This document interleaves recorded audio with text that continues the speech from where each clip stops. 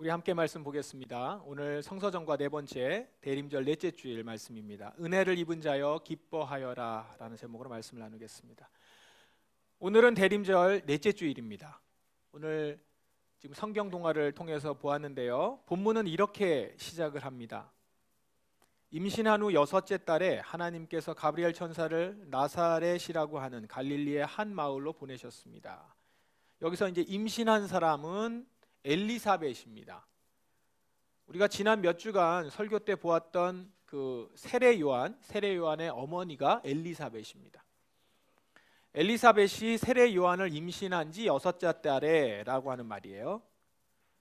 그 여섯째 달에 하나님은 가브리엘 천사를 마리아에게 보냈습니다. 천사는 마리아에게 이렇게 말했습니다. 은혜를 입은 여인이여 기뻐하여라, 주께서 당신과 함께 하시도다. 천사의 말에 마리아 반응이 어떻습니까? 마리아는 천사의 말을 듣고 너무나 놀라서 이게 도대체 무슨 소리인가 하고 생각하였습니다. 갑작스레 천사가 나타나서 이런 말을 한 거예요. 내가 무슨 은혜를 입었다는 거지? 나 같은 사람에게 갑자기 무슨 일인가? 이렇게 싶었겠죠. 우리는 글로 보았을 때는 와 좋았겠다, 천사를 만나는구나 했겠지만 실제로 여러분이 천사를 만난다고 생각해 보십시오. 노랗게 연색한 머리로 얼마나 무서울까요? 천사가 전한 말은 이것이었습니다. 보아라, 내가 아이를 임신하게 되어 아들을 낳을 것이다. 너는 그 이름을 예수라고 하여라. 그는 크게 되어 가장 높으신 분의 아들이라고 불릴 것이다. 주 하나님께서 그에게 그의 조상 다윗의 왕좌를 주실 것이다. 그는 영원히 야곱의 집을 다스릴 것이며 그의 나라는 끝이 없을 것이다. 이 얼마나 축복된 말입니까? 어느 시골 작은 마을의 여인에게 임한 엄청난 메시지입니다. 여러분에게 천사가 찾아와서 이런 말을 한다고 한번 생각해 보십시오. 너는 왕을 낳을 것이다. 여러분이 왕을 낳아요. 우와, 정말 소름 돋는 일 아닙니까? 여러 면에서. 그런데 마리아는 기쁘지만은 않았습니다. 기쁘기보다는 놀랍고 두려운 일이었던 거예요. 마리아는 이렇게 말합니다. 나는 남자를 알지 못하는 처녀인데 어떻게 이런 일이 있을 수 있습니까? 지금 마리아가 약혼한 상태예요. 그런데 결혼도 안 한 자신이 임신을 하게 된다? 이 상황을 어느 여자가 쉽게 받아들이겠습니까? 당시 유대 사회는 약혼한 신랑과 신부는 각각 자기 집에서 결혼 준비를 합니다. 따로 떨어져 있었어요. 마리아는 지금 결혼 준비 중인 남자를 알지 못하는 처녀라는 거예요. 그런데 이런 상황에 약혼한 여자가 임신을 했다? 이것은 여자로서는 화를 입을 일인 거죠. 마리아 입장에서는 기쁠 수가 없는 상황입니다. 그런데 마리아의 질문에 천사는 이렇게 대답합니다.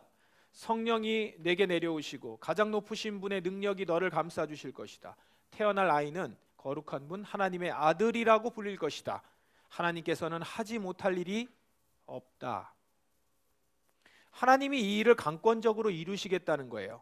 마리아는 성령으로 잉태할 거라는 겁니다.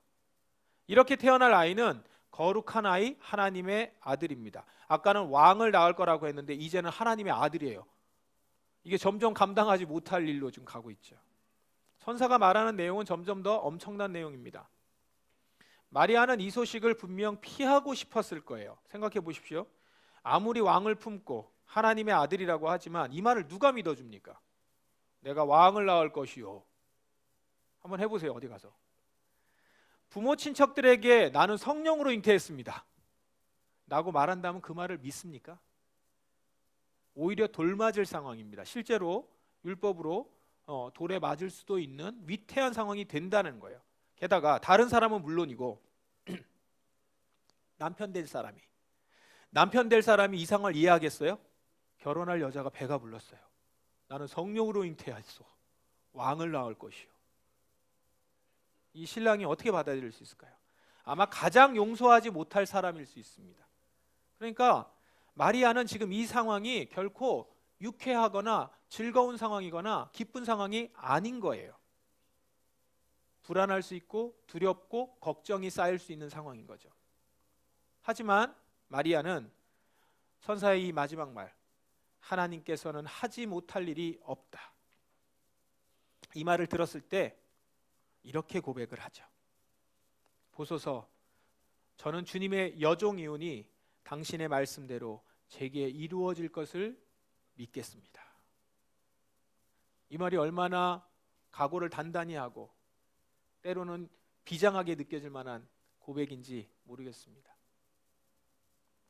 하나님의 뜻 가운데 못할 일 없으신 하나님, 그 하나님이 이 일을 하시겠다고 하면 말씀 그대로 이루어질 것을 내가 믿겠습니다라는 거예요.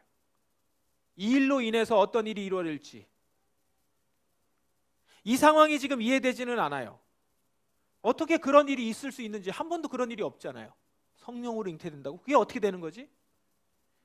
그리고 이런 상황으로 굳이 만들어 가시는 그분의 방법도 나에게만 따로 나타나셔서 네가 미신할 거라고 얘기하고 있는, 그러면서 지금 정혼도 결혼안도 하지 않은 나에게 그분의 방법도 이해가 되지 않아요.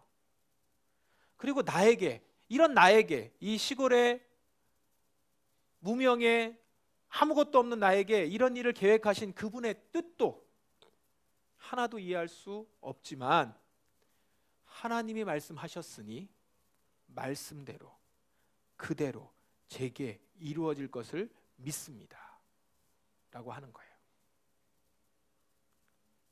오늘 여러분 이 마리아의 고백을 잘 보십시오. 그리고 한번 생각해 보십시오. 그런데 여러분, 놀라운 것은 마리아에게 찾아가셨던 그 하나님이 오늘 여러분에게도 찾아오신다는 겁니다.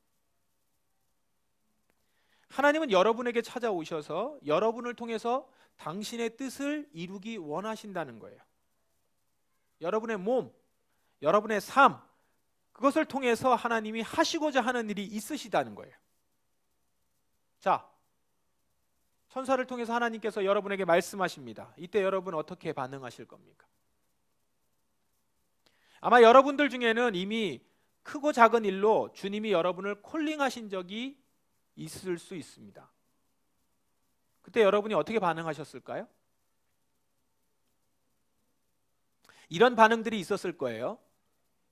우선 이런 반응이 예상됩니다. 아닙니다. 거절하겠습니다. 저는 제 길 가겠습니다. 거부하는 반응이 있겠죠. 보통 불신자들이, 믿음이 없는 사람들이 이런 반응을 할 겁니다. 주님의 찾아오심 자체를 외면하는 거죠. 못 들은 걸로 하겠습니다. 전 몰라요. 이런 반응이라는 거죠.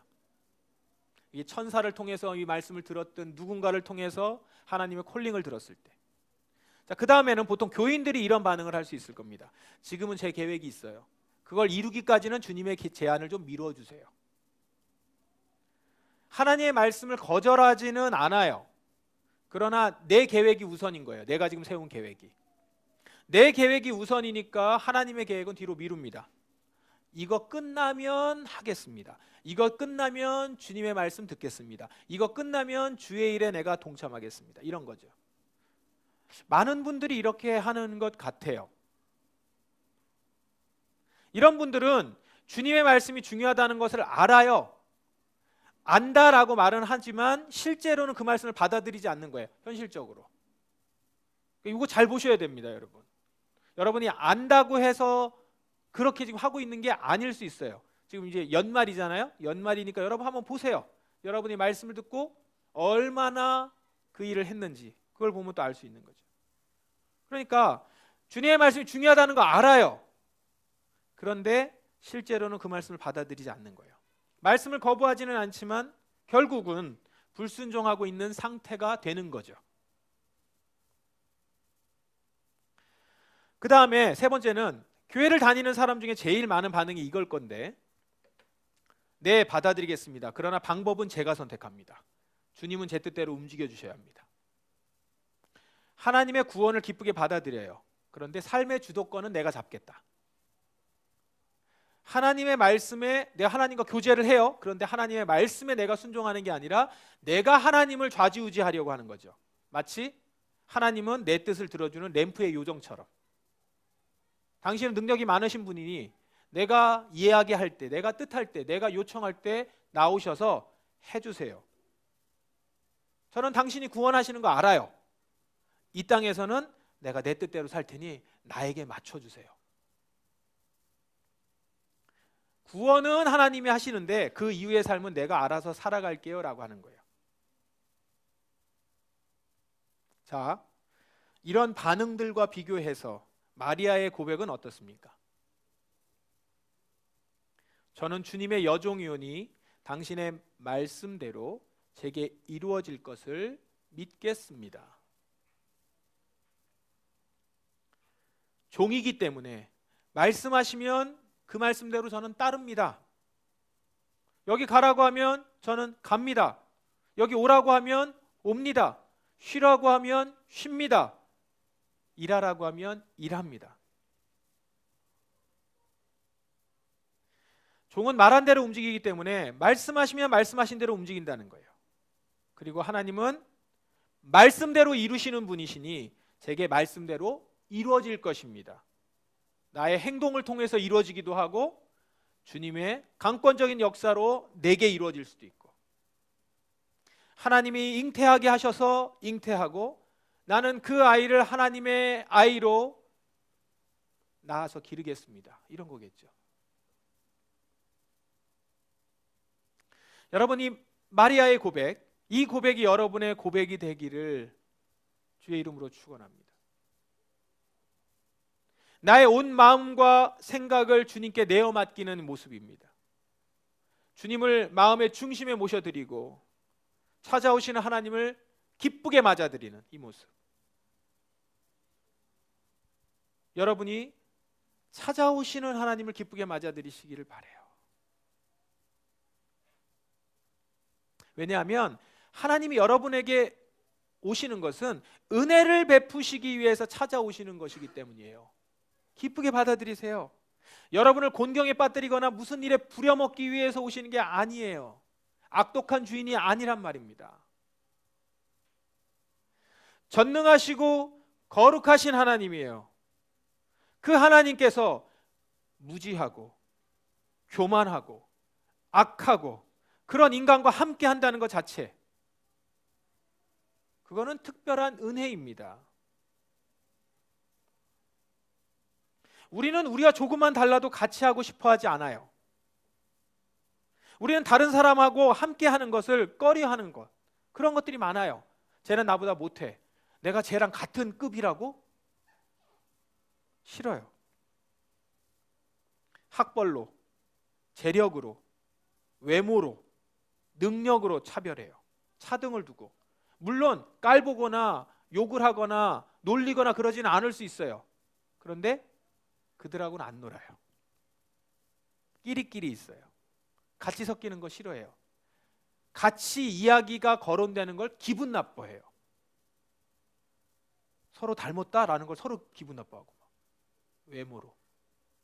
그거는 애교죠. 우리는 그렇게 우리와 조금만 달라도 같이 하고 싶어 하지 않는데, 하나님은 그의 능력과 거룩에서 비교할 수 없는 그분이 우리 가운데 오신다는 거예요. 우리에게 오신다는 거예요. 모자란 우리와 함께 하시기를 원하신다는 것이죠. 그래서 천사는 마리아에게 이렇게 얘기할 수밖에 없는 거예요. 은혜를 입은 자요. 은혜를 입은 거예요. 하나님이 함께 하신다고 하고 하나님이 너를 통해서 일을 하신다는 것 자체가 은혜라는 거죠. 하나님이 나를 통해 은혜를 입은 자예요. 게다가 하나님은 우리와 함께 하실 뿐만 아니라 우리를 하나님의 일에 동참을 시키신단 말이에요. 이게 얼마나 큰 은혜예요. 그래서 은혜를 입은 자여 기뻐하여라 라고 하는 겁니다. 여러분 기뻐하십시오. 여러분과 함께 하시는 것 기뻐하십시오. 여러분은 은혜를 입은 자들입니다. 여러분을 통해서 누군가를 구원할 놀라운 계획을 가지고 계세요. 이를 위해서 하나님이 우리와 함께 하신다는 것이죠. 이 말씀이 얼마나 큰 복음입니까? 나에게 복음이요? 내가 전할 사람에게 복음인 것이죠. 나를 구원하실 뿐만 아니라 나를 통해서 당신이 계획하신 놀라운 일을 하시려고 나에게 오셔서 증거하시는 거죠. 복음입니다. 내가 쓰임받는 것 복음이에요. 나 같은 자가 하나님의 일을 한다는 것 자체가 복음이죠. 봐라, 나도 이 일을 한다. 하나님이 나를 사용하셔. 나 같은 사람을 사용하셔. 그 하나님이 우리와 함께 하셔. 임마누엘, 복음이라는 거죠. 하나님이 여러분 가운데 계십니다. 우리는 이 복음을 받은 자들이에요. 그러므로 여러분, 이제 마리아처럼 주님을 맞아들이세요. 주님의 종이오니 말씀대로 될 것입니다. 여러분의 삶의 중심에 주님을 모셔드리십시오. 나를 구원하되 내 삶은 내가 살까요? 이렇게 하지 마시고 하나님이 여러분의 삶을 주도하실 수 있도록 내어 맡기십시오. 주님은 여러분에게 세상이 줄 수 없는 놀라운 은혜를 베푸실 것입니다. 물론 하나님을 맞아들이는 것이 때로는 마리아처럼 어려운 경험을 하는 것일 수도 있어요. 성령으로 잉태하여서 거기서부터 위태한 일을 겪으며 그 아이를 낳아서 기르고 결국 어떻게 됩니까? 자기 아들이 십자가에 못 박혀 죽는 모습을 보게 되잖아요. 자기 아들이 십자가에 죽어요. 마리아 심정이 어땠겠습니까? 아마 칼로 마음이 갈기갈기 찢기는 아픔이겠죠. 칼이 나를 찌르는도다. 내 심장을 찌르는도다. 그 모습을 보는 마리아의 모습이 어떻겠습니까? 하나님의 일인데, 하나님께서 하신다고 하는 일 가운데 동참했는데 가슴이 찢기는 아픔이에요. 여러분도 하나님을 맞아들이고 그분과 동행하는 삶을 살면 때로는 이처럼 가슴 찢기는 고통을 느낄 때도 있을 것입니다. 그러나 그건 잠시예요. 여러분, 마리아가 아들을 잃은 슬픔 며칠이었죠. 그런데 곧 마리아는 부활의 새 몸을 가진 예수 그리스도를 만납니다. 그리고 일평생 자신이 온 인류를 구원할 그리스도를 잉태하고 길렀다는 감격 속에 살아갈 것입니다. 그리고 마리아는 자신의 몸에서 태어난 인간의 모습을 한 그 하나님이 그 모습으로 그대로 하늘에 가셨어요. 보좌 우편에 앉아 계세요. 진짜 왕이 되셨잖아요. 그 모습을 마리아는 주의 나라 가서 보았을 것입니다. 그 감격과 영광은 계속 쭉 이어지는 거죠. 고통이 있어요. 잠깐 있을 수 있습니다. 찢기는 아픔이 있을 수 있어요. 그러나 곧 주님께서 일하시는 그 영광과 장차 우리에게 나타날 영광과 지금의 고난은 좋게 비교할 수 없도다. 이 고백을 하게 되는 것입니다. 이처럼 진리 되신 예수님을 내 삶에 모셔드리고 산다는 것은 고난이 있는 삶이 될 수도 있음을 먼저 의미해요.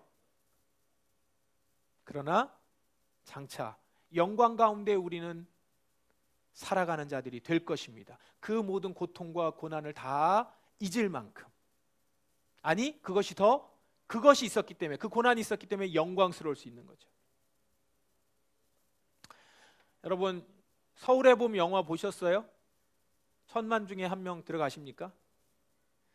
많은 분들이 관람했는데 그 영화에서 이제 주인공 중에 한 명인 이태신, 반란군을 혼자 막아서는 주인공입니다. 이태신은 실제로 장태환 장군을 모티브로 한 인물이죠. 장태환 장군의 기록을 제가 좀 찾아봤습니다. 그는 가톨릭 신자였고요. 그의 글들을 읽어보니까 신앙인으로서 실제로도 영화의 이태신처럼 군인으로서 자신에게 맡겨진 임무에 충성을 다했던 사람이었어요. 장태환 장군은 실제로 전두환과 신군부 세력에 맞서다가 감금되어서 강제 전역됩니다. 전역 후에는 6개월간 가택연금 생활을 합니다. 그렇게 어려움을 겪는 기간에 장태환 장군 가정에 비극이 시작됩니다. 장태환 장군 아버지는 반란군의 모진 고초를 겪고 있다는 사실에 분개하고 통탄하다가 올바른 일을 하다가 패배해서, 반란군에 패배해서 내 아들이 반란군에게 모진 고초를 당하고 있다는 거에 분개해서 통탄하다가 별세합니다. 원통함 가운데. 그리고 그 장태환 장군의 아들은 아버지가 가택연금 당할 때 고등학생이었는데 그 어려운 시간에도 불구하고 서울대 자연대를 입학합니다. 그리고 수석으로 학교를 다닙니다. 그러다가 어느 날 의문사합니다. 82년에. 그냥 산에서 죽은 채 발견됩니다. 장태환 장군은 이 아버지 그리고 아들 이 죽음 앞에서 이렇게 자책합니다. 12.12 반란을 막지 못한 국민의 죄인이자 가족 3대를 망친 가문의 죄인. 이렇게 자책해요. 그러나 그러면서도 끝까지 전두환을 비판하며 살았던 사람입니다. 한 사람의 인생으로만 보면 비운의 인물이 아닐 수 없어요. 그대로 눈만 감았으면 그리고 그냥 전두환의 손을 잡았으면 승승장구할 수도 있었던 위치였습니다. 그러나 그는 그렇게 택하지 않았죠. 그런데 보세요. 지금 그가 있었기 때문에 그가 그 자리에 있었기 때문에 대한민국 역사에서 12.12는 혁명이 아니라 군사 반란이었음이 분명히 드러났습니다. 그가 있었기 때문이에요.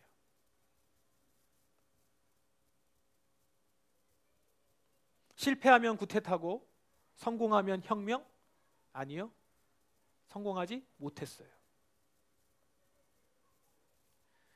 우리는 지금 시대에 정권을 잡았었던 그때의 그 군인들, 불의한 군인들, 그들을 군인이라고 얘기하지 않고 장태환 장군을 진짜 군인으로 칭송합니다. 영화를 통해서 다시 재조명되면서 전혀 이 역사를 알지 못했던 청년이나 청소년들에게도 영웅이 되어가고 있죠. 장태환 장군은 아버지의 영정 앞에서 이렇게 얘기했다고 해요. 천국에 가신 어머님과 영생 복락을 누리십시오.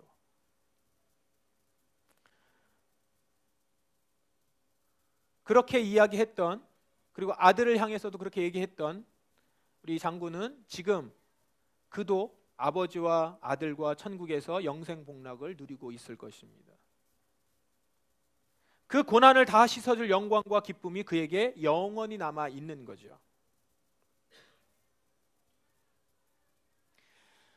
이렇게 성도는 의를 위하여 사는 사람은 세상을 살아가는 가운데 고난이 있습니다. 찢어지는 아픔을 경험하기도 합니다.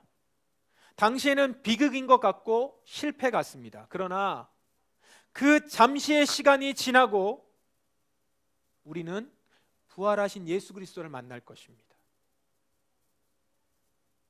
그리고 영원히 그 주님과 영광 가운데 살 것입니다.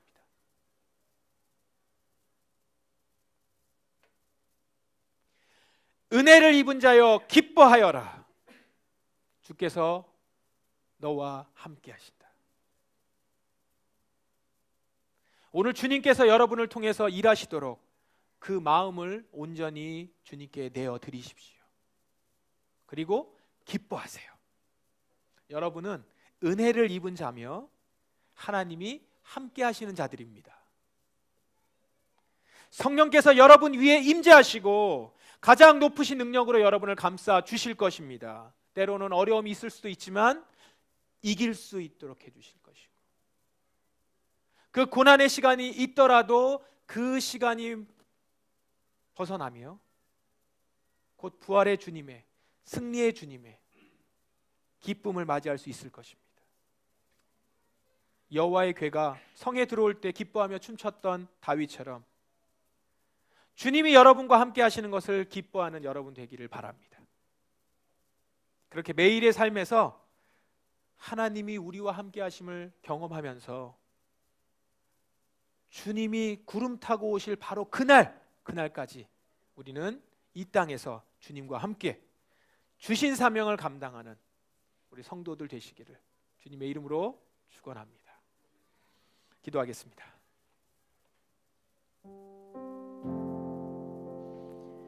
은혜를 입은 자여 기뻐하여라. 주께서 당신과 함께 하신다. 여러분은 은혜를 입은 자들입니다. 말씀이 여러분에게 있습니다. 이미 사명이 주어졌는 줄 믿습니다. 이제는 주여 저는 주의 종이오니 말씀대로 이루어질 것입니다. 고백하며 주님의 행하심 가운데 들어가기를 원합니다. 주님을 맞아들이십시오.